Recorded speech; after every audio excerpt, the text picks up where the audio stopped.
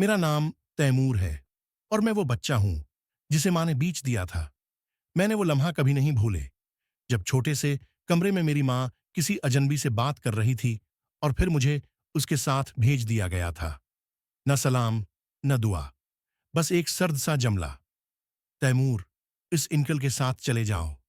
मेरे हाथ में एक पुराना सा बैग था जिसमें 2 शर्ट्स, एक पाजामा और वो छोटा सा खिलौना था जो मेरी माँ ने एक ईद पर लाकर दिया था। नई दुनिया। वो अंकल मुझे एक बड़े घर ले गए। वहां सब कुछ था। खाने को ढेर सारा खाना, पहनने को अच्छे कपड़े और सोने को नर्म बस्तर। लेकिन वो चीज नहीं थी जो मुझे सबसे ज्यादा चाहिए थी, मेरी माँ।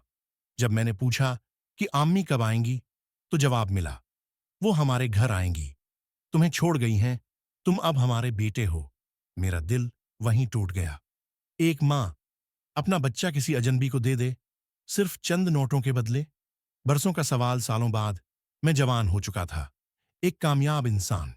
लेकिन एक सवाल मेरे दिल में जिंदा था, मेरी माँ ने ऐसा क्यों किया? मैंने हर जगह तलाश की और एक दिन किसी ने बताया कि वो एक गांव में है, रहती हैं, बहुत बीमार और कमजोर हैं।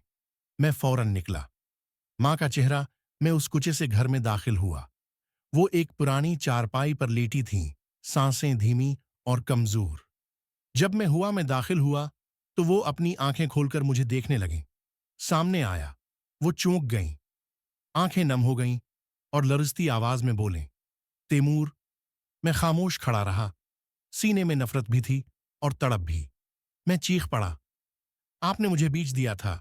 माँ ऐसी होती है, वो हंसे नहीं, रोए भी नहीं, बस आंखें बंद की और बोले, बेटा, तेरे अबा का इंतकाल हुआ, हम फाकों पर आ गए थे। लोग रोज ताने देते थे। मैं दिन भर लोगों के बर्तन धोती थी, रात को सिलाई करती थी, पर दवा नहीं खरीद सकी तेरे लिए। तू बीमार था, कमजोर था, मुझे पता था, अगर तू मेरे साथ रहा तू मर जाएगा। जो तुझे ले गए वो अमीर थे, मैं जानती थी तू जी लेगा। हाँ, मैंने तुझे बीच दिया, लेकिन सिर्फ खुद को मारकर, तुझे बचाने के लिए।